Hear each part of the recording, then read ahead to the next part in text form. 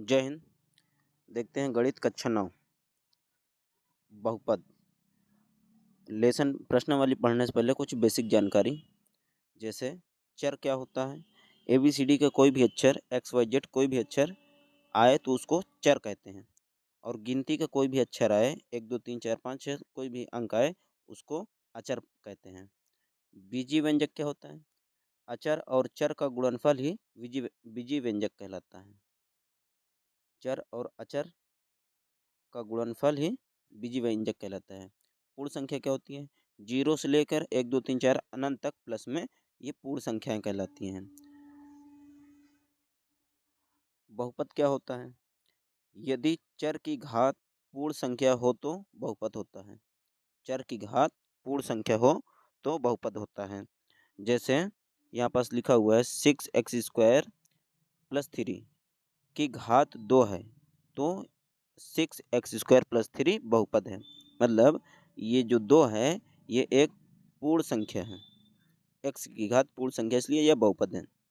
दूसरे में जैसे है 2√x + 9 की घात 1/2, रूट का मतलब होता है 1/2, तो ये आधा घात है, ये पूर्ण संख्या नहीं है, इसलिए यह बहुपद नहीं है।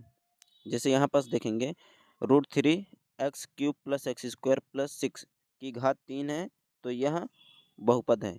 इसमें x की घात 3 है और रूट लगा है 3 पे, तो x की घात 3 जो है पूर्ण संख्या, इसलिए यह बहुपद कहलाएगी।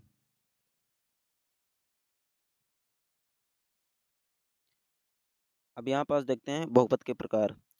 जैसे लिखा हो 2x तो ये एक पदी बहुपद कहलाएगा। अगर लिखा है 6x² + 3, यहाँ पास दो पद हैं, इसलिए ये द्विपदी है। नीचे देखेंगे 6x³ + 3x - 8, तो ये 1 2 और ये 3, तो ये त्रिपदी कहलाएगा, मतलब 3 पद जिसमें वो त्रिपदी कहलाता है। घात के आधार पर बहुपद, घात के आधार पर बहुपद, जिसकी घात 1 हो उसको रैखिक बहुपद बोलते हैं, जिसकी घात 2 हो उसे द्विघात बहुपद बोलते हैं, जिसकी घात 3 हो त्रिघात बहुपद बोलते हैं। और यहाँ पास देख लेते हैं, जैसे 1 बराबर x की घात 0, x की घात 0, जिसकी घात 0 होता है उसका मान 1 होता है, इस वजह से ये भी एक अचर बहुपद हो जाएगा।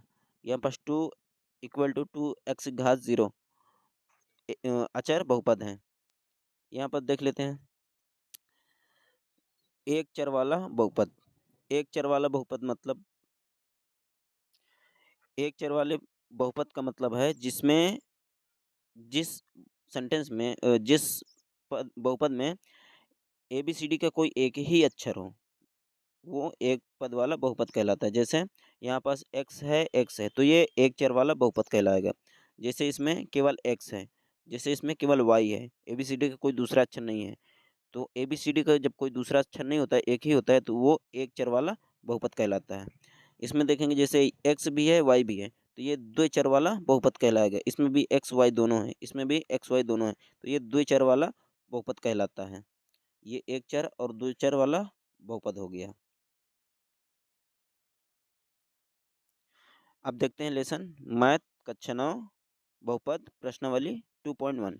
पहला क्वेश्चन लिखा हुआ है, निम्नलिखित व्यंजकों में कौन कौन एक चर में बहुपद है और कौन कौन नहीं, कारण के साथ उत्तर दीजिए। तो देखते हैं पहला नंबर, पहला क्वेश्चन है 4x² - 3x + 7। यह एक बहुपद है क्योंकि चर का प्रत्येक घातांक एक पूर्ण संख्या है। जैसे यहाँ पास x² दिया है तो स्क्वायर का मतलब 2, तो ये एक पूर्ण संख्या है, इसलिए यह एक बहुपद कहलाएगा। क्वेश्चन नंबर 2, पहले का दूसरा y² + √2, यह एक बहुपद है क्योंकि चर y की घात 2 पूर्ण संख्या है, इसमें भी घात 2 है इसलिए बहुपद है। पहले का तीसरा देखते हैं 3√t + t√2, यह एक बहुपद नहीं है क्योंकि चर का प्रत्येक घातांक पूर्ण संख्या नहीं है। जैसे यहाँ पास t दिया है, t की घात 1/2 मानी जाएगी, मतलब रूट लगा है इसलिए 1/2 आधी घात, तो ये घात जो है पूर्ण संख्या नहीं है, इसलिए ये बहुपद नहीं कहलाएगी। अगला नंबर देखते हैं। जैसे यहाँ पास दिया है Y plus two upon Y, तो हम लिख सकते हैं वाई प्लस टू वाई घात -1। नीचे से ऊपर जाएगा तो घात माइनस में हो जाएगी। तो यह एक बहुपद नहीं है, क्योंकि चर का प्रत्येक घातांक पूर्ण संख्या नहीं है। यहाँ तो पूर्ण संख्या है, लेकिन यहाँ पास पूर्ण संख्या नहीं है, -1 दिया है, इसलिए यह बहुपद नहीं है। अगला नंबर देखते हैं। एक्स की घात 10, वाई की घात 3 और प्लस टी की घात 50। यह एक 3 चरों वाला बहुपद है, इसलिए यह एक चर वाला बहुपद नहीं है। यह एक चर वाला बहुपद नहीं है। क्वेश्चन में कह रहा था कौन कौन कौन एक चर वाला बहुपद है और कौन नहीं है। तो ये नंबर 3 चर वाला बहुपद है, एक चर वाला नहीं है। ये हुआ। अब क्वेश्चन नंबर 2 देखते हैं। क्वेश्चन नंबर 2 देखते हैं। निम्नलिखित में से प्रत्येक में एक्स स्क्वायर का गुणांक लिखिए। जैसे ये क्वेश्चन दिया हुआ है, इसमें एक्स स्क्वायर का गुणांक लिखना है। एक्स स्क्वायर का गुणांक का मतलब है एक्स स्क्वायर के साथ जो भी संख्या हो वो गुणे में कहलाती है। तो यहाँ पास जो भी संख्या है उसको बताना है कौन कौन सी है। तो यहाँ पास 2 प्लस एक्स स्क्वायर प्लस 1 है, तो इसमें एक्स स्क्वायर का गुणांक 1 है। क्यों? क्योंकि यहाँ पास 1 माना जाता है, इसलिए एक्स स्क्वायर का गुणांक 1 हो जाएगा। दूसरे में देखते हैं।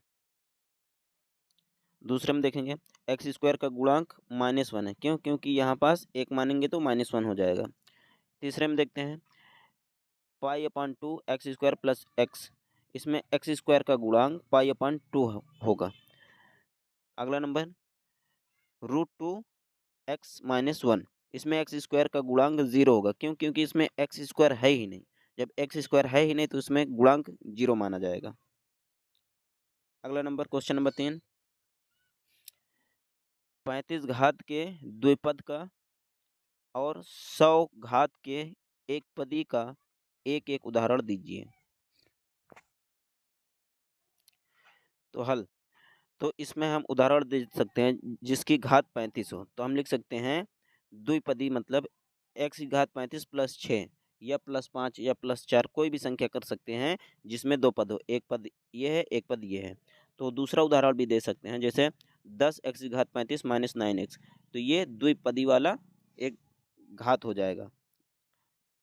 दूसरा उदाहरण देखते हैं जिसकी घात 100 हो और एक पदी हो, जैसे x की घात 100 कर दें या y की घात 100 कर दें या 3x की घात 100 कर दें या 100 y की घात 100 कर दें, तो ये सभी एक पदी कहलाएगा।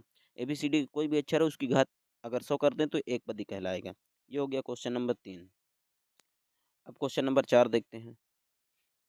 क्वेश्चन नंबर 4 है निम्नलिखित बहुपदों में से प्रत्येक बहुपद की घात बताइए, लिखिए। तो इसमें ये एक बहुपद दिया है, इसकी घात बताना है। बहुपद की घात जब भी पूछे सबसे बड़ी घात जो हो वही हमारा आंसर होता है। जैसे 5x³ plus 4x square plus 7x, इसकी घात हो जाएगी घात बराबर 3, क्योंकि सबसे बड़ी घात ये है 3। दूसरे में देखेंगे 4 माइनस वाई स्क्वायर की घात क्या हो जाएगा, इसमें एक्स स्क्वायर वाई स्क्वायर की घात 2 है, तो घात बराबर 2। इसमें देखेंगे 5t माइनस √7, इसकी घात 1 हो जाएगी। क्यों? क्योंकि t की घात 1 मानी जाती है, तो ये हो जाएगा। अब नीचे देखेंगे चौथा नंबर, इसमें केवल 3 दिया है, इसकी घात 0 हो जाएगी। क्यों? क्योंकि इसमें ABCD कोई भी अक्षर नहीं है, तो जब कोई भी अक्षर नहीं है तो इसकी घात कुछ नहीं होगी, तो 0 हो जाएगा घात बराबर। अब क्वेश्चन नंबर 5 देखते हैं। क्वेश्चन नंबर 5, बताइए कि निम्नलिखित बहुपदों में कौन कौन बहुपद रैखिक है, कौन कौन द्विघाती है और कौन कौन त्रिघाती है, ये बताना है इसमें। तो पहला देखेंगे लिखा हुआ है एक्स स्क्वायर प्लस एक्स, इसमें बहुपद की घात 2 है।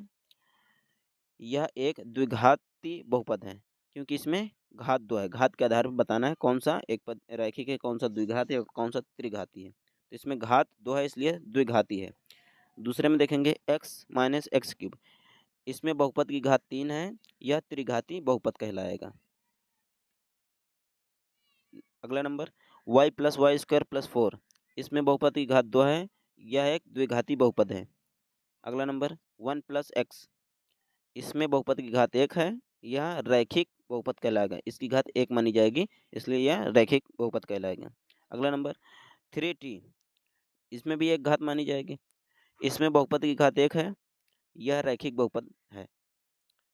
आर स्क्वायर, इसमें बहुपद की घात 2 है, यह द्विघाती बहुपद कहलाएगा। 7 एक्स क्यूब, 7x³ में इसमें बहुपद की घात 3 है, यह त्रिघाती बहुपद कहलाएगा। तो इस प्रकार से हम एक पदी रैखिक द्विघाती और त्रिघाती बहुपद हम बता सकते हैं। तो ये 2.1 लेसन समाप्त हुआ। जय हिंद।